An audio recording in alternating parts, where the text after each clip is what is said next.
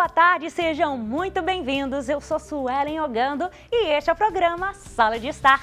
É sempre um prazer imenso estarmos juntos e hoje vamos falar sobre organização e educação financeira. Por que a educação financeira é essencial? Quais são os conceitos básicos e dicas para iniciar uma jornada de organização financeira? Como a gestão de dívidas e crédito consciente são importantes no final e no início do ano, considerando quais são os períodos de maiores gastos. E ainda, como a organização e planejamento financeiro para o futuro podem ajudar quanto à segurança financeira. Tem muito assunto importante no programa de hoje e claro que não poderia faltar o nosso momento de espiritualidade com Padre Samuel Fidelis e o nosso Café com o Senhor com Grazi Zamboni. Então, já se ajeita aí no sofá, fica bem confortável para passar essa tarde aqui com a gente, porque você é o nosso convidado aqui na TV Horizonte e o Sala de Estar já começou.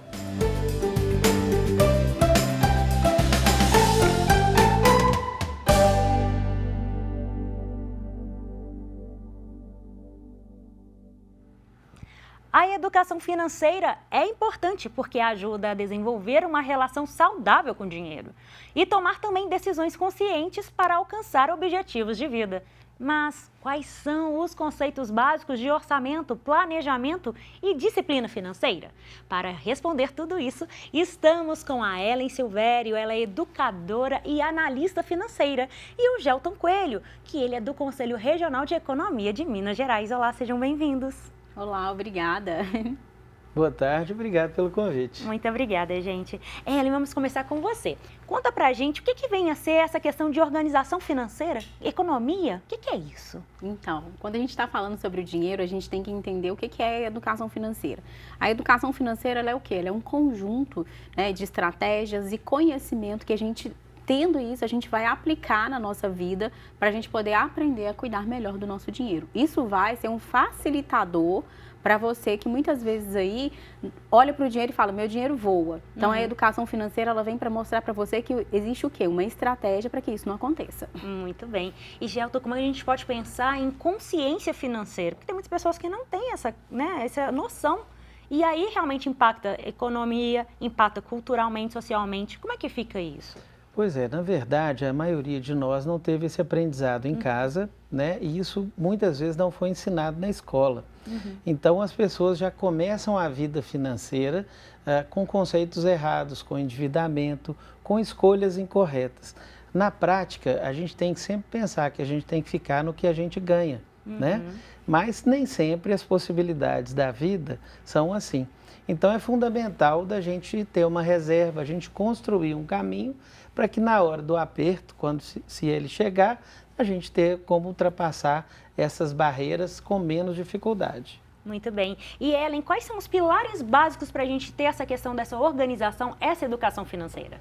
Primeira coisa é o diagnóstico financeiro. O que seria esse diagnóstico? É realmente você parar tudo, anotar, entender quanto que você recebe, o quanto que você deve, para quem que você deve. Quando a gente está passando mal, a gente não vai num médico para poder fazer um exame. Então, o diagnóstico financeiro é o exame da sua vida financeira. Legal. Depois a gente faria o quê, né? A gente tem que ter metas claras, objetivos claros. Eu quero dinheiro para quê? Muitas vezes eu nem sei qual que é a função do dinheiro na minha vida. A função do dinheiro não é só, né, gente, pagar boleto. A função do dinheiro é trazer segurança, fazer com que a gente consiga realizar sonhos e que a gente também, né, estando bem, a gente vai poder ajudar outras pessoas à nossa volta, mudar ali a situação financeira da nossa família. E uma outra coisa que eu gosto de falar, né, depois disso vai ter o quê?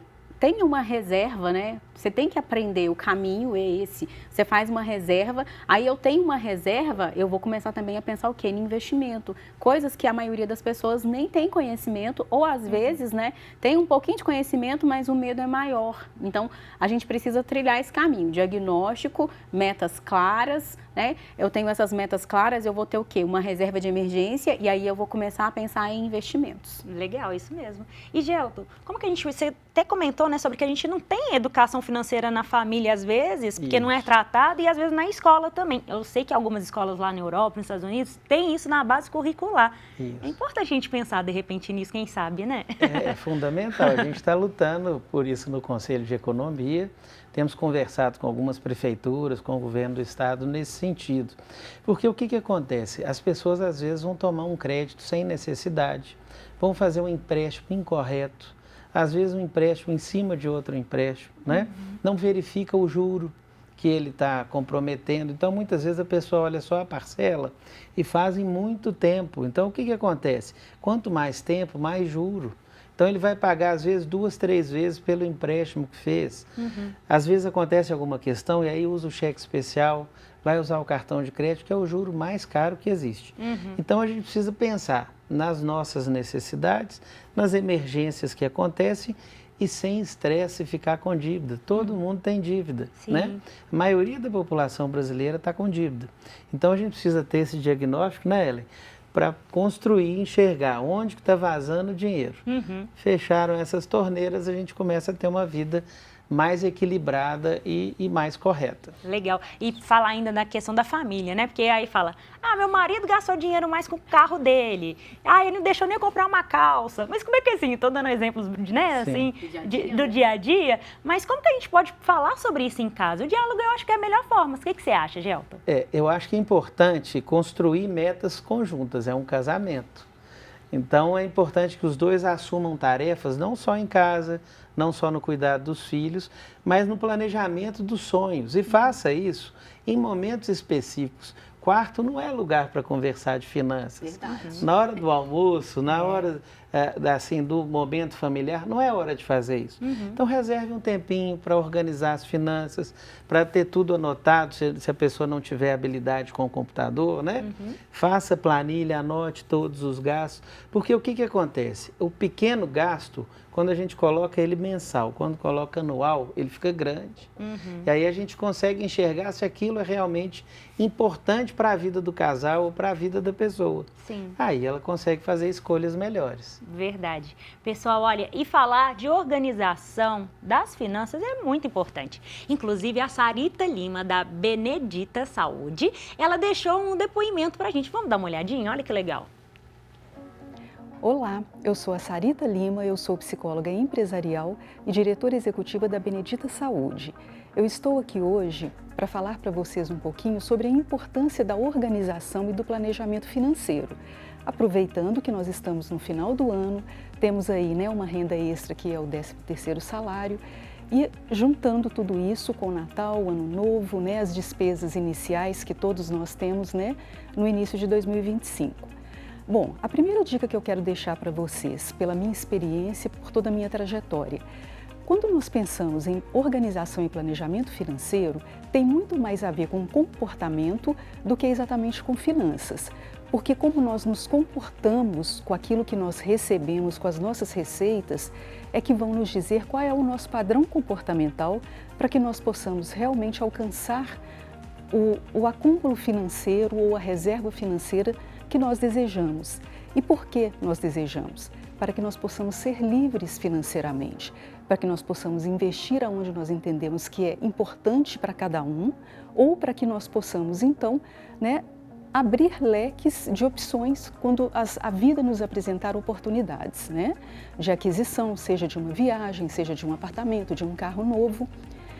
E então, o que é importante dizer para vocês nesse momento? Autoconhecimento.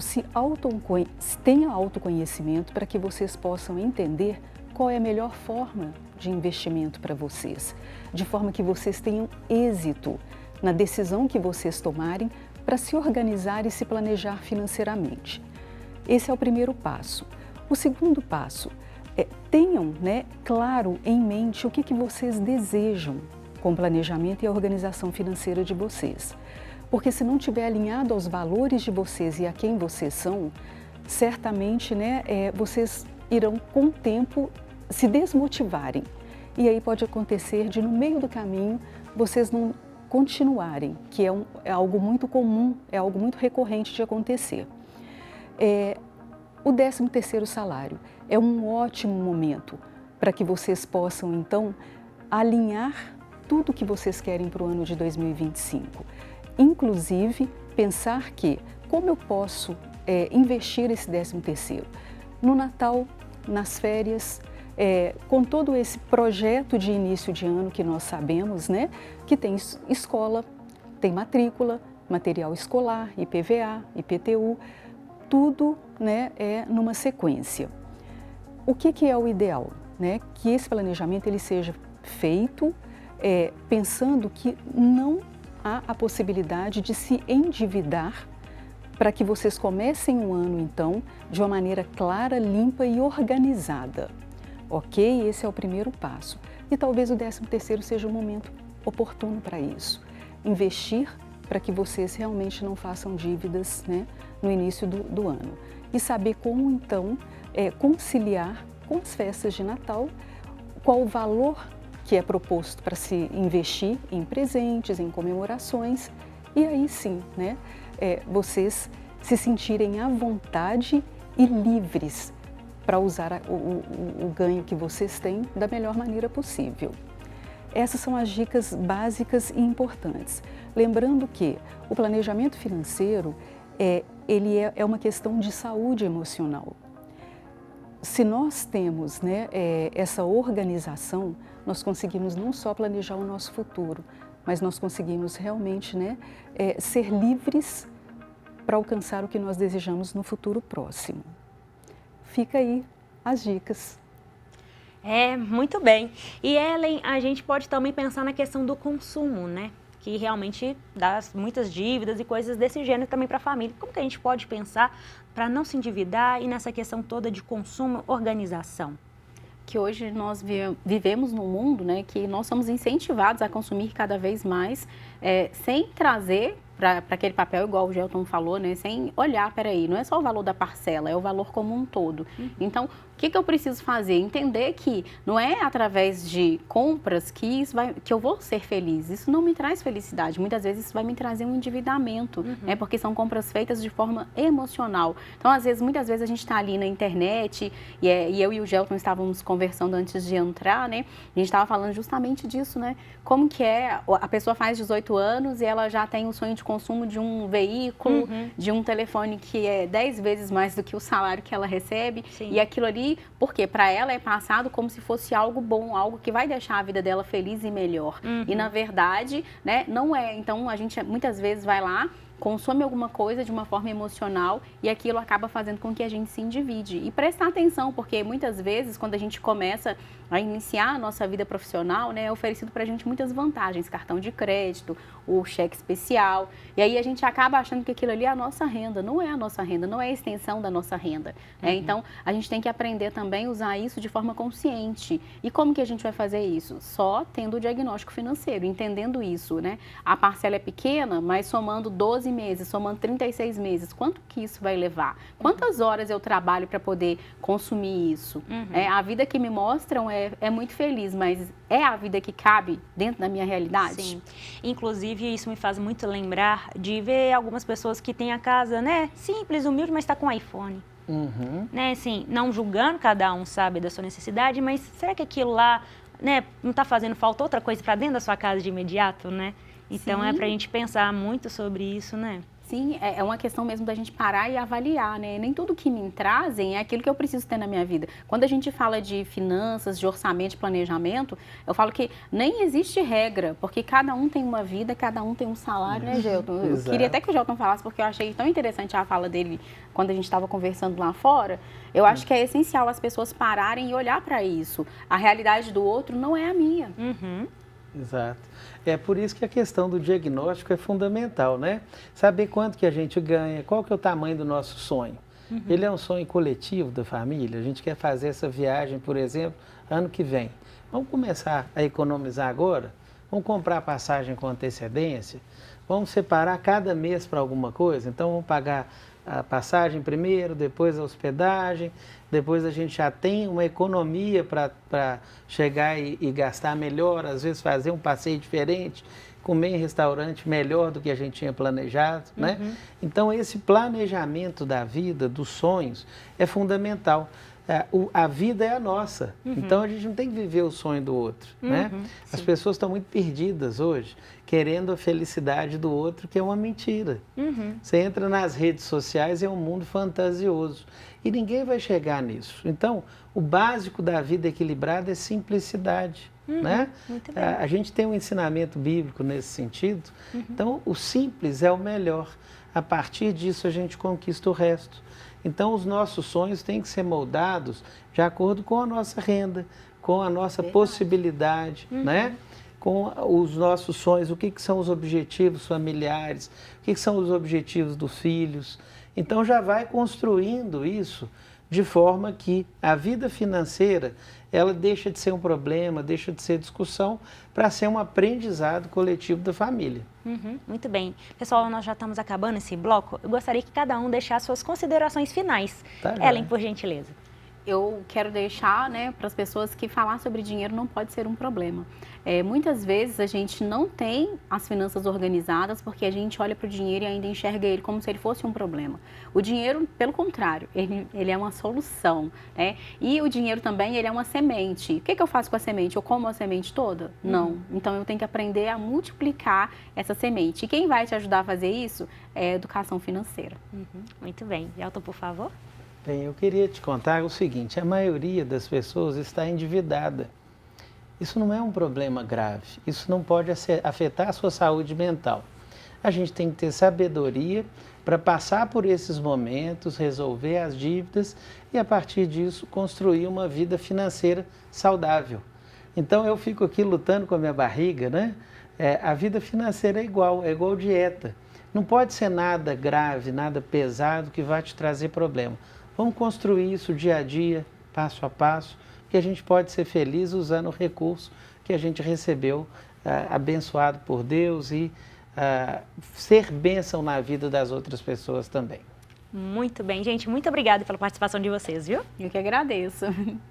A gestão de dívidas e o crédito consciente são abordagens que visam evitar o endividamento excessivo e problemas financeiros. Mas quais são os caminhos para sair das dívidas e usar o crédito com sabedoria? Além de estratégias para renegociar dívidas? Olha, para falar isso, nós estamos com a consultora de finanças, a Loren Mendes, e com a psicóloga clínica, Beatriz Granger. Gente, sejam bem-vindas, viu, meninas? Obrigada. Boa tarde. Boa tarde. Boa tarde. Loren, vamos começar com você. Comenta pra gente quais são as principais dicas até também para a gente sair do endividamento e para ter consciência sobre esse dinheiro. Tá, Suelen, o primeiro ponto é a gente identificar quais são os nossos gastos, né? Então, a gente precisa levantar todos os gastos familiares e eu gosto sempre de sugerir que a gente coloque todos os gastos em 3 grandes grupos. O primeiro grupo, os custos essenciais, que é aquilo que a gente precisa no dia a dia para viver, né? Alimentação, educação, que em muitas famílias também está ali, os gastos essenciais. Um segundo grupo é o grupo dos importantes. O que eu digo que é importante? Aquilo que para mim faz diferença, mas eu sobrevivo sem. Então eu posso ficar um tempo sem, ou eu posso reduzir a quantidade, ou eu posso escolher algo ainda dentro daquilo, mas com um custo menor, né? E um terceiro grupo, que é o grupo do supérfluo, que é tudo aquilo que eu faço porque eu quero, porque eu gosto, mas eu de fato não necessito daquilo. Então o primeiro ponto é esse, é identificar o que eu preciso para a partir daí colocar todas as minhas despesas dentro da minha renda, né? Porque não tem receita mágica, gastar menos do que se ganha. Muito bem. E Beatriz, quando a gente está com dívidas, o emocional também tem sérios problemas, não é isso? Quais são as principais características de pessoas que sofrem nessa situação? Então, é importante, né, entender os impactos psicológicos, né, decorrente do endividamento, de como essa pessoa se relaciona com o consumo, né, assim, entender todo esse horizonte histórico, ou seja, entender esse movimento contemporâneo, né, assim, de como que as pessoas hoje elas estão se relacionando com o consumo e por que, né, assim, isso se tornou uma válvula de escape, né? Uma fuga mesmo assim de busca por excessos Então, tudo isso, muitas vezes, é um reflexo, né, de como que essa pessoa ela lida com as suas próprias emoções, né? E se não há uma consciência, né, de como ela pode ser impactada, né, assim, nas suas emoções, de como que ela maneja, como que ela lida com as situações, às vezes esse recurso, né, assim, de buscar ali, né, através da comparação, então ela faz compras impulsivas, né, de um modo inconsciente, sem priorizar o que a Lore traz, né, para a gente aqui. E aí os impactos disso são em sofrimentos psíquicos, né, impactos nas relações interpessoais, né, porque muitas vezes dentro das famílias isso não é discutido, a questão da importância da educação financeira. E aí a pessoa muitas vezes ela vai escondendo ali, né, assim que ela está fazendo compras.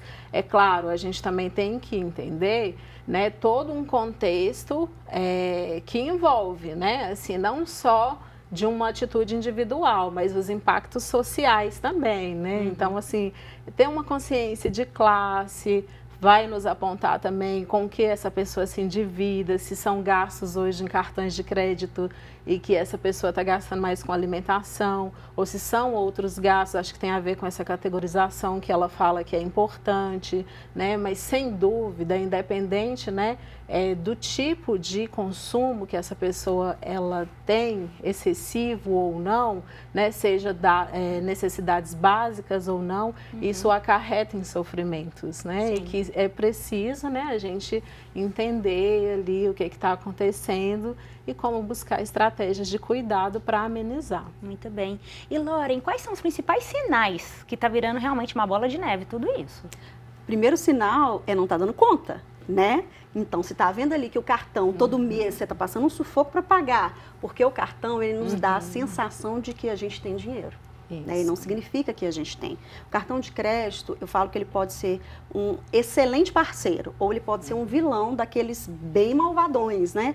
Porque a gente pode administrar o nosso dinheiro de forma consciente, usando as estratégias que o cartão nos dá, de fazer um parcelamento de uma compra maior, sem nos onerar ali financeiramente naquele momento, de fazer estratégias para acumular pontos, né? E para transformar aquilo em dinheiro também.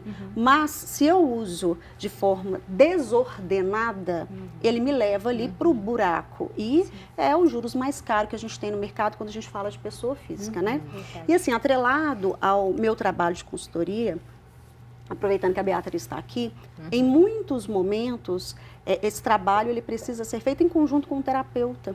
Porque uma coisa é eu estar em uma situação pontual de uma pessoa que tem um controle financeiro e não sabe qual a melhor decisão tomar, porque não é especialista em uma área e quer fazer uma compra mais assertiva. Esse é um tipo de consultoria, né? Mas a consultoria mais abrangente, vamos dizer assim, e a que eu acabo sendo mais procurada, é a que a pessoa não está dando conta e não sabe o que está acontecendo. Então, às vezes a pessoa olha e fala assim, nossa, mas recebi aqui a informação do quanto eu ganhei no ano, por exemplo, na hora de declarar o imposto de renda. E fala, mas como que eu ganhei isso? Se eu estou devendo, se eu não tenho nada? Como assim? Cadê esse dinheiro todo, né? E o custo de vida, ele aumentou muito. Então, às vezes a pessoa está mantendo ali aquele mesmo padrão, só que ela está ganhando a mesma quantidade de recurso e hoje não é mais suficiente para cobrir mais aquele padrão de vida. Mas ela não quer sair. E aí, como é que a gente faz? Então, muitas vezes o terapeuta vem com essa intervenção para entender o que está acontecendo, né, de forma interna com esse cliente, porque aí em conjunto a gente consegue fazer um trabalho que seja sustentável e duradouro. Porque não adianta eu falar matematicamente, olha, você tem que ganhar mais do que gasta. É muito fácil falar isso. Mas na prática não é assim que as coisas funcionam. Então a gente precisa entender se aquele supérfluo que eu coloquei lá, de fato é um supérfluo ou é um item tão importante para mim que eu não consigo abrir mão. Então eu tenho que entender qual é o item que eu consigo abrir mão para eu manter aquele lá dentro do meu grupo de gastos. Fora os gastos que são inesperados, que acontecem aí a todo momento, aqueles gastos que são extras, mesmo que esperados, né? Início de ano tá aí. Né? Tem PVA, tem PTU, quem tem filhas em escola, tem matrícula, tem material. Uniformezinho novo, porque aquele lá, uma criança cresceu. Não serve mais. Então a gente precisa ir encontrando algumas alternativas e quando essa questão emocional se torna muito importante, o trabalho do terapeuta ele é fundamental. Verdade. E Beatriz, a gente vê muito também essas questões de pessoas que são tem aquele programa de televisão das pessoas acumuladoras e que às vezes compra, não tem freio. Como é que é isso dentro da psicologia? Qual análise você faz sobre? Então, é importante entender, né, que assim, a gente pensa numa forma didática, não quer dizer que na realidade essa separação ela existe, né? Entender a diferença entre consumo, consumismo e algo que se torna uma compulsão, né, por compras. Qual que é a diferença? Nós vivemos numa sociedade de consumo, então a gente consome o tempo todo. Então nós estamos aqui, todos nós, em alguma medida aqui, né, para estarmos aqui presente, a gente consumiu muitas coisas, né? Consome conhecimento, vestuário, né? Então existe esse entendimento, né? Nós estamos no final de ano, então é uma época de extremo consumo.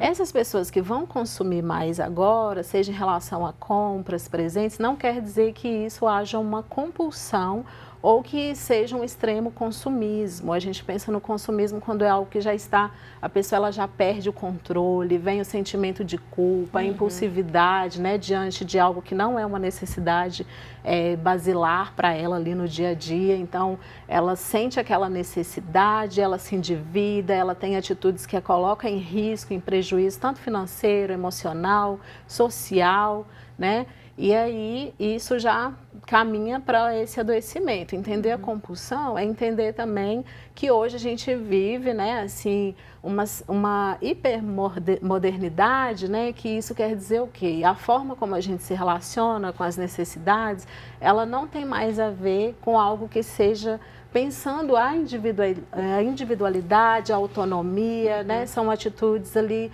muito pautadas na comparação. Por quê? Né? Assim, hoje com as mídias sociais, a gente vê que às vezes as pessoas elas compartilham uma realidade que não é compatível com a nossa. E de ser sincero, muitos são até fakes. Só para ostentação. Já cansei de ver. Né, Lore? Não sei se eu posso usar aqui marcas para falar, não vou falar. Enfim. Mas já cansei de ver pessoas com carros assim, bem carrões, sem ter dinheiro para combustível. Sim. E já cansei de ver pessoas com carros populares, com milhões na conta.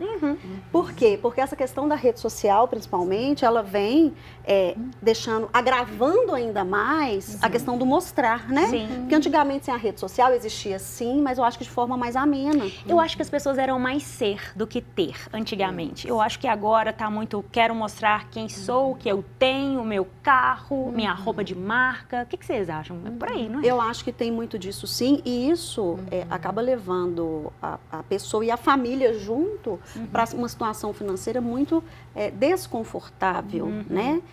E aí a pergunta que eu faço é a seguinte: você prefere estar bem na fita, né? Sim. Né? Isso fala um pouco da nossa idade, né? Falar bem na fita. Mas você prefere estar bem na fita. Contemporâneos, Adorei. Ou você prefere conseguir deitar à noite, dormir, ter uma noite tranquila. Porque, na minha opinião, não há nada melhor no mundo que você poder deitar na sua cama. E, claro, mesmo com todos os problemas que a gente tem no dia a dia, que todo mundo tem, é normal, cada um tem o seu, mas poder estar tranquilo em relação às nossas decisões. Espírito, né? A paz. É isso aí. verdade. E você, Lore? Desculpa. Então a gente precisa entender tudo isso, né, para saber esse impacto, né, em relação ao consumismo. De onde vem essa necessidade, né? Assim, algo que eu convido as pessoas a refletirem quando isso aparece na clínica, né, ou em espaços em que a gente está discutindo esse impacto hoje, que é um adoecimento aí que tem predominado, né? Assim, as pessoas elas passam muito tempo consumindo na internet, então hoje tem esse caráter aí, né, que a gente precisa relevar, que é contextual e contemporâneo. Então, assim, quais são as suas necessidades? Quando você vê aquela pessoa viajando ou usando determinadas marcas ou acessando diversos lugares, né? Essa é a realidade que de fato faz sentido para você, né? Então, assim, se questionar em relação ao sentido das suas próprias necessidades é se aproximar um pouco mais daquilo que é essencial, né? E quando você vai exercendo isso, né, pode ser que você de fato lide com frustrações frustrações de não estar vivendo aquilo que é esperado pela sociedade, porque há uma pressão estética também, Sim. né? Assim, e quando eu falo estética, não é só do campo da questão física, mas também emocional, né? Assim, hoje nós vivemos essa cultura mercadológica porque nós estamos numa sociedade que come em excesso, trabalha em excesso, se medica em excesso, né? Então, até a saúde, ela de certo modo, ela também se torna mercadoria quando as pessoas cobram que você precisa cultivar, né? Assim, uma plenitude que muitas vezes não é compatível. Então, se aproximar, né, da sua essência é conhecer seu próprio contexto, conhecer sua própria renda, o que é possível. E não esperar, né, que você alcance um outro patamar da sua vida, seja ela salarial, seja ela social, até das relações, para que você comece a colocar ali prioridades, né? Então, assim, eu gosto muito de trazer isso, assim, para a gente pensar nos caminhos possíveis também, né? Identificar que há algo ali que precisa ser cuidado, né? Já que saiu do controle. Em perceber se há um sentimento de culpa também, né, ao consumir, o que tem acontecido. Então, esses caminhos possíveis, eles vêm muito dessa autoinvestigação, digamos assim. Verdade. Você falou de priorizar. E, Loren, como que a gente pode priorizar as contas que a gente vai pagar primeiro do endividamento? Primeiro ponto é entender o que eu perco com esse endividamento. Então, se eu tenho bens em garantia, como financiamento de veículo, se eu tenho um financiamento de um imóvel, essas contas, essas dívidas, elas entram ali em primeiro lugar, né? Eu digo que ficar endividado, ficar devendo, não é vergonha para ninguém, desde que eu não tenha causado nada ao outro, né? Desde que tenha acontecido por uma questão de situação. E aí eu preciso criar uma estratégia para que eu quite aquilo dentro dessas prioridades. Então, a prioridade é evitar que eu perca o meu patrimônio. Eu preciso colocar comida na minha mesa. O que eu vou fazer? Minha família tem que comer. Sim. Eu vou escolher itens mais baratos, eu vou lá negociar com a família, olha, vamos diminuir aquilo, mas eu não tenho como abrir mão daquilo ali, por exemplo, né? Mas o caminho é esse, começar a partir daquilo que eu posso perder mais e ir fazendo negociações que estejam dentro da minha realidade e ir ajustando aquilo. Se eu devo a alguém e não tenho condições de pagar naquele momento, conversar de forma clara com a pessoa, estabelecer uma data junto com ela para que naquele momento você consiga cumprir o que foi combinado. Mas não adianta montar uma estratégia se eu não cuido aqui do que entra e do que sai, porque senão vai chegar lá naquele determinado momento e eu não vou ter o recurso para poder cumprir ali o que eu disse, né? Então não adianta eu sair fazendo acordo com todo mundo que eu estou devendo, sem eu ter realmente um horizonte de possibilidades de ter recursos para cumprir aqueles acordos. Aquilo pode só piorar a minha situação, né? Verdade. Gente, já está acabando esse bloco, mas só gostaria que vocês deixassem suas considerações finais, mas dentro de uma perspectiva de quais são as estratégias emocionais que eu posso tentar controlar o endividamento e dentro dessa perspectiva financeira. Vamos primeiro, Beatriz, por favor. Então, se a gente está falando de emoção, né, é importante que a gente reconheça assim, quais as nossas emoções elas estão ali tendo um controle sobre as nossas atitudes e comportamentos, né? Assim, a gente tem visto aí ultimamente as artes sendo representadas, né? Falando de emoções, então tem um filme que também retrata isso, né? Tá aqui nesse programa falando disso, então isso nos auxilia de algum modo a reconhecer quando eu estou triste, né? Assim, como que eu lido com as situações, como e que a ansiedade, eu lido... hein? Nossa, eu me vejo tanto na ansiedade. Isso, ansiedade, tristeza, raiva, culpa, né? Tudo isso faz parte, assim, de sentimentos que são próprios da nossa existência. Não quer dizer que se sentir ansioso em determinadas situações seja uma patologia, uma doença, não. Então, reconhecer essas emoções é aprender a lidar com elas para que você não tenha atitudes impulsivas. Então, assim, o manejo disso, você aprende a conhecendo, a saber como o seu organismo reage, quais situações que me fazem sentir com raiva, e quando eu estou com raiva, o que resolve? Né? Então, esse pensamento, né, nos ajuda a regular, não a controlar, né? Porque a gente não controla as nossas emoções, a gente aprende a se autorregular, lidar com elas e reconhecendo cada uma delas, a gente vai fazendo escolhas conscientes, inclusive, né, assim, pensando pensando no nosso tema de hoje, que é sobre consumo, sobre atitudes compulsivas, entende? Então, assim, aprenda a reconhecer, identificar e qual a melhor maneira de lidar. A gente tem muitos caminhos possíveis, né? É um convite ao pensamento meditativo mesmo. O que seria isso? É você, antes de decidir o que vai fazer, né, assim, procura entender. Esperou um tempo ali, né, assim, passou a necessidade de adquirir aquele objeto, aquele item, ou ceder aqueles excessos, então significa que não era uma prioridade no seu dia a dia. Né? Muito bem. A Suelen foi perfeita na colocação dela, eu vou só complementar. Eu falo com cuidado do eu mereço. Porque é exatamente isso. Nossa, eu estou tão cansada que eu mereço. Nossa, eu trabalhei tanto que eu mereço. Não, eu peguei 2 horas de trânsito, eu mereço. Então, fazer essa ponderação, esperar um pouco, ver se aquela sensação da necessidade de compra ela vai passar. E, na hora de efetivar a compra, pensar, eu vou dormir melhor sabendo que eu comprei ou sabendo que eu fui forte o suficiente para não ter comprado e adquirido aquele produto naquele momento, né? E oportunidades de compras vêm e vão, né? Dá para esperar um pouquinho? Dá. Posso pensar até amanhã? Né? Posso dormir e decidir amanhã? Tem situações que acabam não dando tempo para isso, mas ele é um passo muito importante que nos ajuda a evitar essas compras que são por impulso e que na grande maioria delas são compras totalmente desnecessárias. Muito bem. Meninas, muito obrigada pela participação de vocês, muito enriquecedor, viu? Eu agradeço o convite. Eu que agradeço o Foi convite, ótimo. viu? Prazer. Muito obrigada. O planejamento financeiro, pessoal, é uma ferramenta que ajuda a organizar e a controlar as finanças pessoais, de modo para garantir a estabilidade e um futuro financeiro controlado.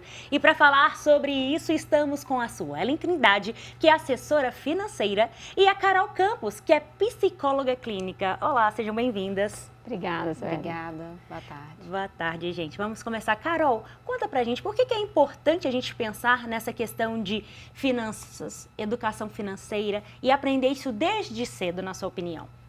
Dinheiro traz pra gente liberdade e segurança. E uma vez que nós não pensamos em relação ao dinheiro, desde cedo, a gente tem um comprometimento emocional ao longo da nossa trajetória. Então, por isso é muito importante a gente aprender sobre finanças, sobre a importância do dinheiro, para a gente ter mais segurança no futuro. Muito bem. E Suelen, na sua opinião, como que a gente pode pensar, né, em ter objetivos claros, bem definidos, para que a gente possa realmente conquistar, né, tudo que a gente pretende adquirir? Primeiro, a gente tem que entender qual que é a nossa situação financeira atual. A gente tem que ter isso muito claro, como que a gente está com a nossa organização financeira, como que é a nossa renda, a nossa despesa, para aí sim a gente conseguir dimensionar o que a gente vai precisar fazer a longo prazo, quais os objetivos também, para a gente conseguir traçar uma linha, para a gente conseguir definir o que a gente vai fazer a longo prazo. Muito bem. E Carol, conta pra gente quais são os principais pontos que as pessoas podem pensar emocionalmente também, que é muito importante, né? Ter essa questão desse equilíbrio emocional para poder realmente fazer uma gestão boa das suas finanças. Primeiro, a pessoa precisa pensar o que é importante para ela. Quais são os fatores importantes para a vida dela, no que ela quer investir, no que ela quer ter segurança. Muitas pessoas vão pensar, olha, para mim é importante a minha família e eu quero preservá-la da melhor forma possível e dar segurança para ela ao longo de toda a minha vida. E para outras pessoas, bens materiais ou conquistas pessoais, num sentido mais individualizado. Então, nesse sentido mais individual ou coletivo, é muito particular o que a pessoa realmente quer investir. Muito bem. E Suelen, como que a gente pode calcular, né, e fazer uma reserva prévia daquilo que a gente quer lá para o futuro ou até mesmo coisas emergenciais? Uma reserva de emergência, ela tem que levar em consideração um período que você vai precisar ali de urgência, que você pode ficar sem trabalhar por um período ou precisar de uma urgência de saúde, alguma coisa nesse sentido. E aí a pessoa tem que ter claro qual o valor que ela precisa ter e o período que ela se sente mais confortável. O ideal é que seja de 6 a 12 meses para calcular ali uma tranquilidade por um período, mas ela tem que saber qual o valor que ela precisa. Por isso ela tem que ter muito claro o valor que ela tem de despesa, o valor que ela tem ali de renda atual para fazer esse cálculo e ela ficar mais segura. Muito bem. E para falar em cálculo, Carol, a gente vai pensar lá na aposentadoria, nas pessoas, né, que já estão indo para a sua a terceira idade, né, digamos assim. Como que a gente pode pensar e se preparar emocionalmente dentro dessa questão, né, que como psicóloga clínica, qual é a sugestão que você dá para essas pessoas? Quando a gente estiver caminhando para não estar se sentindo tão produtivo mais, a gente tem que ter uma reserva e é importante que o dinheiro nos dê essa segurança que nós buscamos. Então, nós trabalhamos ao longo da vida para criar uma reserva e assim a gente conseguir ter mais tranquilidade. Então, é importante que as pessoas pensem nisso, não é só o aqui e agora. Nós precisamos pensar que essa segurança vai precisar acontecer no futuro. Muito bem. E Suelen, como que a gente pode pensar em consumo? Nós tivemos Black Friday, nós temos agora Natal, Ano Novo, férias, impostos, o dízimo da igreja, né, para os católicos e, enfim, os cristãos. Como que a gente pode organizar isso tudo? A gente tem que ter isso muito claro e tem que ser visível. Então, a gente tem que ter esse controle ali, fazer esse controle, se possível, diariamente. Se não ter ali uma planilha, ter um controle financeiro ali, que a pessoa consiga mensurar. Porque às vezes a pessoa acha, por exemplo, que não tem tanto dinheiro ou que o dinheiro não vai dar, mas ela nem sabe exatamente qual o valor que ela tem. Então, deixar isso palpável mesmo, colocar numa planilha, tem aplicativos hoje, então tem que mensurar isso mesmo e deixar à vista para a pessoa conseguir fazer um planejamento. Muito bem. E Carol, o que você observa, de repente, nos seus casos clínicos, de pessoas que chegam lá com problema financeiro? Você tem recebido muitos casos assim? Sempre, sempre. E eu trabalho muito no sentido de trazer para essa pessoa um caminho de consciência sobre o dinheiro. Qual é o valor do dinheiro para ela? E quanto o dinheiro está associado ao campo emocional. Porque às vezes a pessoa, no senso de imediatismo, na necessidade de se completar de alguma forma, ela tende a gastar mais do que ela realmente recebe. Ou do que ela poderia ou deveria fazer. Então, o campo emocional ele é diretamente afetado pela questão financeira. Então, por isso é muito importante pensar no dinheiro, para assim associar e equilibrar a vida emocional. Muito bem. E Suelen, quais são as principais armadilhas que a gente tem visto no dia a dia, que as pessoas têm caído? E como que a gente pode prevenir elas, inclusive? A gente tem algumas, né? Então, as pessoas têm muito a questão do eu mereço, então eu posso gastar um pouco mais, não se planejar. O que a gente pode fazer é colocar pequenas metas para alcançar objetivos. Então, às vezes a pessoa pensa muito a longo prazo e acha que aquilo não vai ser possível e aí acaba desanimando no meio do caminho de controlar a vida financeira. Então, coloque pequenas metas, objetivos mais curtos e ter objetivo é fundamental. Que aí a pessoa consegue realmente fazer um planejamento, procurar uma assessoria, entender realmente o quanto ela precisa e o que ela precisa fazer. Muito bem, pessoal. Nós já estamos agora chegando nos momentos finais do nosso bloco. Eu gostaria que vocês deixassem as considerações finais de cada uma. Carol, suas considerações finais, por favor. O dinheiro interfere na sua mente, ele te impede de ser livre quanto você poderia. Então, é muito importante que você olhe para ele pensando que ele pode trazer para você segurança e liberdade se você souber administrá-lo. E pensar no futuro é fundamental para que essa liberdade continue acontecendo lá na frente. Muito bem. E você, Sueli, suas considerações? Lembrar que o futuro está próximo e que não deixar para depois. O pouco que a gente começa a fazer agora já vai fazer bastante diferença e isso a gente já vai alcançar os objetivos. Então, não esperar para depois. Vamos começar a fazer agora, mesmo que seja só um pouquinho, para a gente ter esse controle financeiro. Muito bem. Meninas, muito obrigada pela participação de vocês, viu? Obrigada. Olha, em coral, que bonito. Legal. Já é o coral natalino, gente, final de ano. Muito bem, muito obrigada, viu? Obrigada. E hoje estamos refletindo sobre a organização e educação financeira. E para falar sobre finanças e sobre um olhar religioso, vamos conversar com o Padre Samuel Fidelis, o pró-reitor do Santuário Basílica Nossa Senhora da Piedade. Seja bem-vindo, Padre Samuel. Obrigado. Vamos falar sobre finanças, que coisa interessante, né? Economia é ciência da escassez. É isso mesmo, Padre Samuel. Dinheiro nos falta. Ainda mais a gente já está chegando, né, no final do ano, teve Black Friday, teve Natal, aí vem também impostos, material escolar de criança. Isso. Como é que podemos organizar perante isso Dízimo tudo? também é importante. Isso, exatamente. Como podemos organizar perante isso tudo? De fato, é um contexto onde a gente tende a exceder um pouco nos gastos. E fica sempre aquela pergunta se estamos consumindo aquilo de que temos necessidade ou somos nós também nos tornando objeto e sendo consumidos. É lógico que comprar, até mesmo como uma boa experiência, trabalhamos tanto, lutamos ao longo do ano, temos que ter um momento para confraternizar, para poder gastar, mas, certo, é preciso tomar cuidado para que esse excesso não nos coloque em enrascadas. Esse é sempre um desafio, não é? Verdade. E, Padre Samuel, como é que a gente pode pensar em valores cristãos junto à questão de ter todo esse controle também financeiro, educação, organização financeiras? Então, os valores cristãos estão para aquilo que não desidrata. Jesus nos alerta para que a gente possa estar aberto às riquezas que o ladrão não pode roubar, nem a traça pode corroer. E além de Jesus, vou também ao trecho dos Salmos, onde se diz, olha, se aumentarem as vossas posses e riquezas, a elas não prendais o coração. Portanto, o que é um valor cristão, para utilizar de uma oração própria do contexto da missa? É estar em meio às coisas que passam, abraçando as que não passam. Então, o empreendedorismo, o desenvolvimento pessoal, o enriquecimento, tudo isso é muito positivo. E que bom que seja assim. Mas que nenhum de nós tenha o coração insensível diante dos verdadeiros valores. Então, tudo aquilo que desidrata, que pode ser roubado, deixar de existir, as multiplicações que dividem, pedem atenção para que o coração não se apegue e a gente não se divida entre nós. Em meio a todas essas coisas, temos que estar diante daquelas divisões que multiplicam. A generosidade, o despojamento, a caridade, a consideração daqueles que mais precisam. Verdade. E, Padre Samuel, como que a gente pode pensar também que não, né, a gente não deve deixar o nosso coração somente no dinheiro, né? Dinheiro é bom, é bênção, mas também, né, tem o outro lado. Fala pra gente um pouco sobre essa perspectiva. Jesus no Evangelho de Mateus, ele diz, olha, vós não podeis servir a Deus e ao dinheiro, e muito menos agradar a dois senhores. Portanto, o dinheiro nunca pode ocupar na nossa vida o lugar daquilo que se assenhora.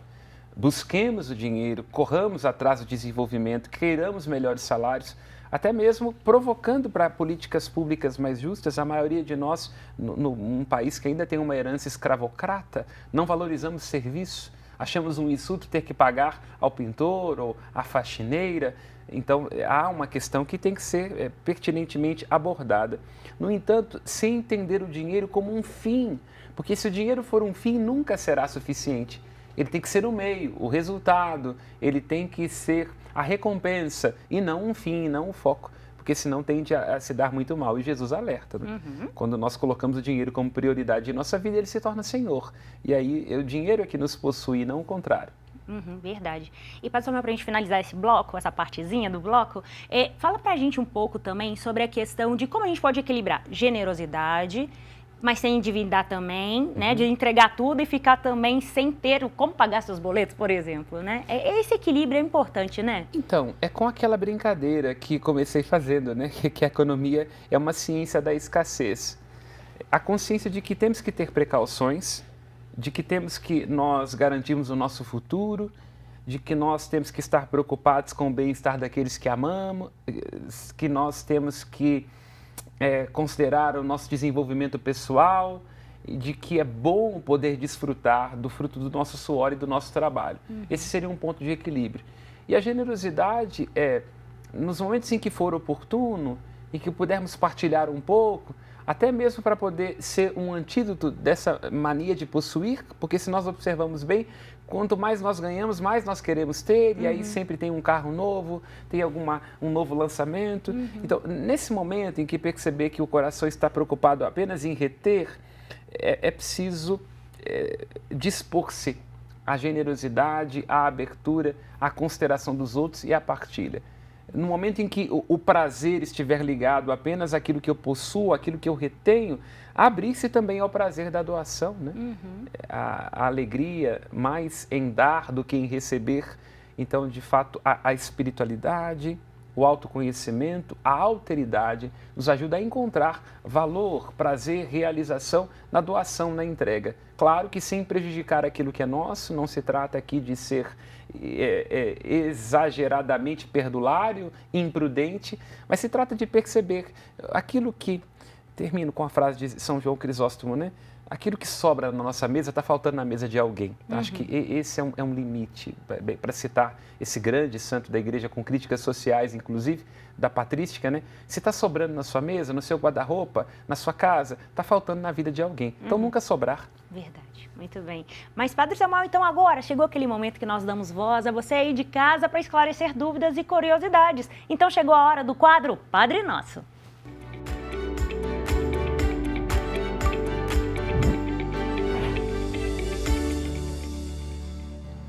E, Padre Samuel, estamos inovando agora nas perguntas para o senhor. Estivemos na Catedral Cristo Rei, gente, e convidamos várias pessoas de várias paróquias para fazer perguntas para o senhor. Vamos ver a nossa primeira de hoje. Padre Samuel, gostaria de saber para onde é direcionado o dinheiro do dízimo nas paróquias. Esperamos que para uma boa destinação, né? Brincadeiras à parte, o dízimo é muito importante porque ele significa um compromisso da comunidade com os custos ou gastos desta. Portanto, assim como na casa de cada um de nós, cada um que desfruta dos bens, daquilo que ela possui, é chamado também a contribuir com algo, porque senão apenas usufrui e não entrega. O dízimo é esse compromisso de amor da comunidade de fé com tudo aquilo que diz respeito a custos e gastos da igreja. Manter uma comunidade paroquial não é simples, porque não vem dinheiro do Vaticano, nem se tem ajuda do governo, as contas não se pagam sozinhas, portanto o dízimo e as várias campanhas faço parte da comunidade dos cristãos, né? Entendendo não só como beneficiária, mas como também participante, convocada. Portanto, dar o dízimo é um dos mandamentos da igreja, por uma questão, se não jurídica, óbvia, não é? De que a igreja tem custos. Sim, verdade. Vamos para a nossa próxima pergunta. Como que um cristão pode se organizar financeiramente para que ele possa contribuir com as despesas da igreja, que são muitas, principalmente no dízimo? Então, com a consideração de uma quantia que seja proporcional e periódica. Proporcional diante daquilo que eu ganho, o que seria uma medida generosa para ajudar a paróquia nos seus muitos trabalhos, inclusive várias frentes sociais. Em segundo, a periodicidade. Diferente daquela oferta espontânea, o dízimo pede que a gente tenha um compromisso de todos os meses ajudar a comunidade de fé. Porque se a gente ajuda aqui, aí daqui a 3 meses, aí depois dá uma quantia diferente, isso sacrifica a previsão de receitas da paróquia. Muito bem. Padre Samuel, muito obrigado pela sua participação aqui no dia de hoje. Eu que agradeço estarmos aqui nesse Sala de Estar e que Deus nos dê equilíbrio para que o dinheiro não mande em nós. Amém. Isso mesmo.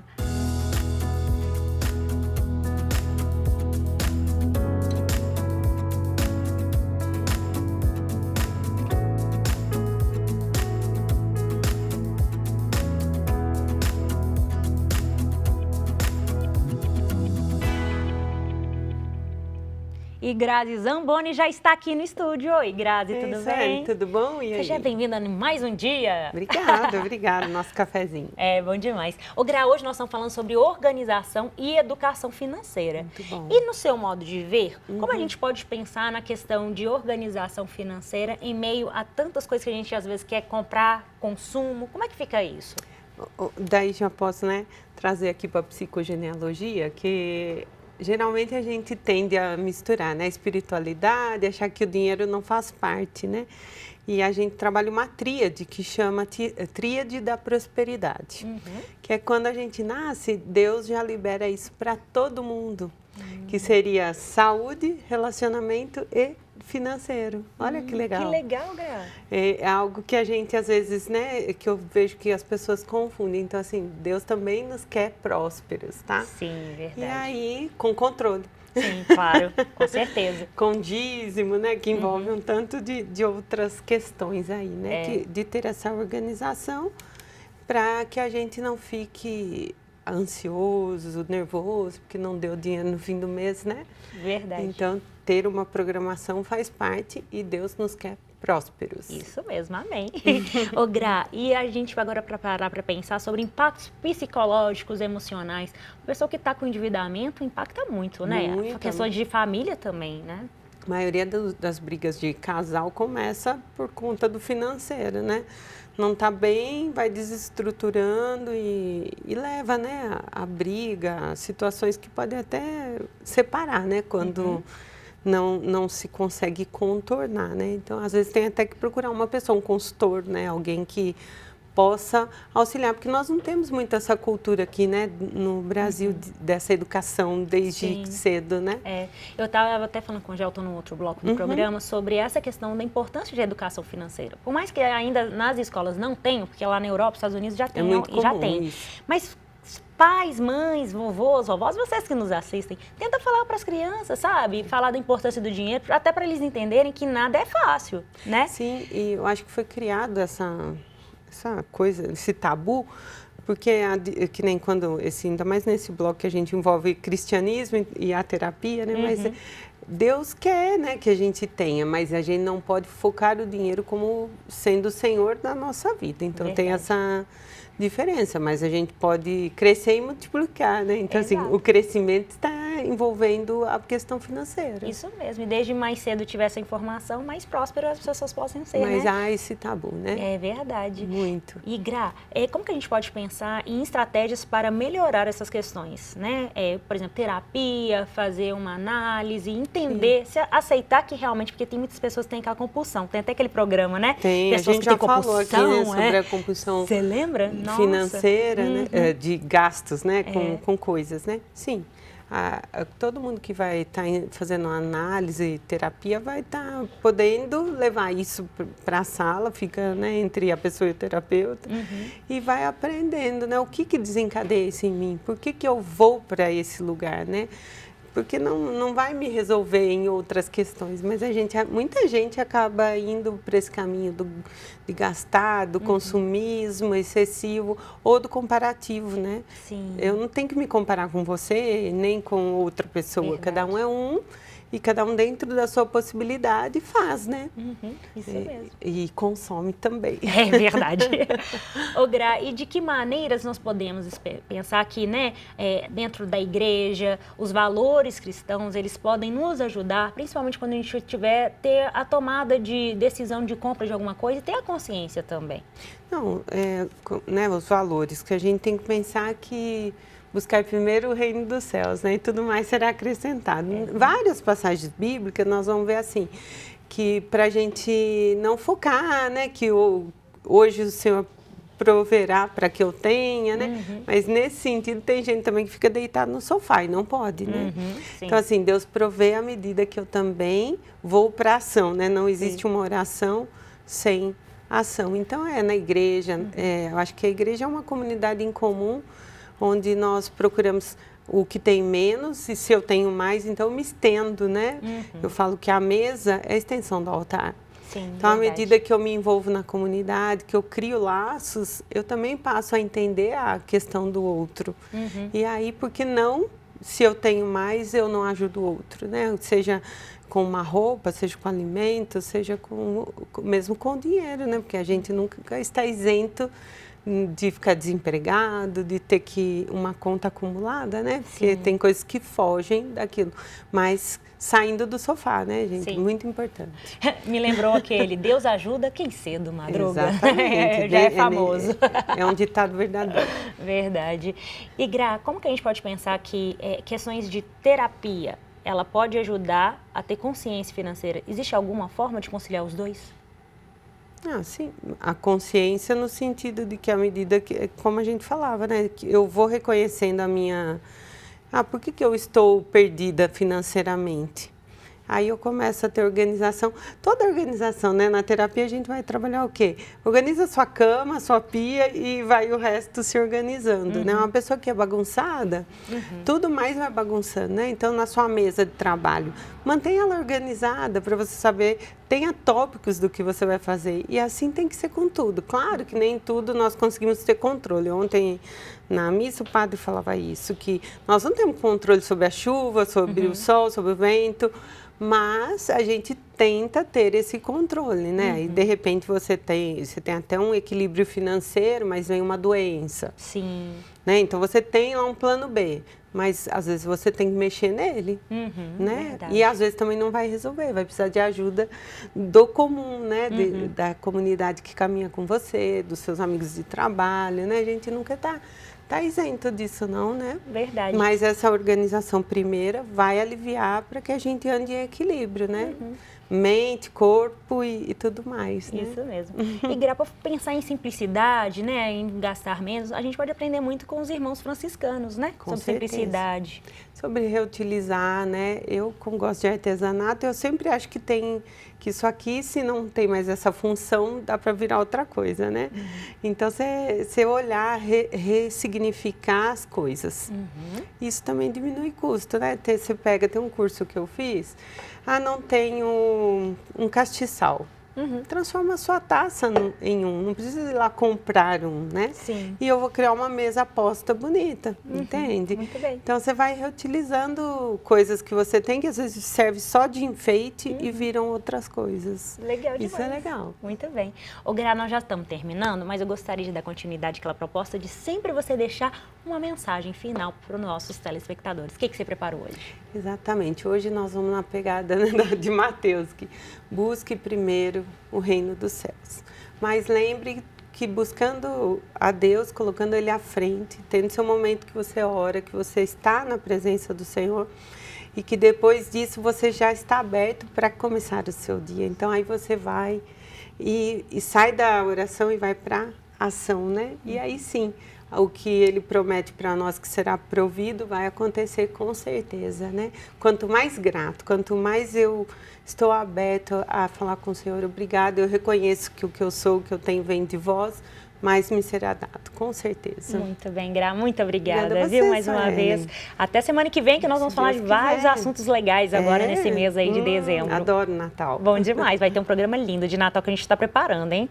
Vai ser bacana demais. Bora lá. Isso mesmo. Pessoal, e você pode rever as entrevistas e matérias do Sala de Estar no canal da TVH no YouTube e assistir a nossa programação em tempo real. Aproveite também, siga a TV Horizonte nas redes sociais, que é o @canal TVH, onde você também pode sempre ouvir e também ter acesso aos melhores conteúdos da nossa programação. Lembrando que estamos em vários canais, 30.1 HDTV Digital, o 159 Valinet, 513 da Vivo TV. Então já vai perguntando aí para os amigos se tem acesso a algum deles. E se você não tiver, gente, acesso aos amigos, tem canal no YouTube. Não tem desculpa para nos assistir, não é mesmo, Gra? Com certeza. E interage com a gente no Instagram também, né? Isso mesmo. A gente sempre está fazendo uns vídeos super legais para você, sempre tentando trazer mais informação. Então é sempre um prazer ter vocês aqui, gente. Muito obrigada. Foi um prazer imenso estar com vocês hoje aqui. E eu sou a Suelen Ogando e eu te vejo na próxima semana. Até mais. Obrigada.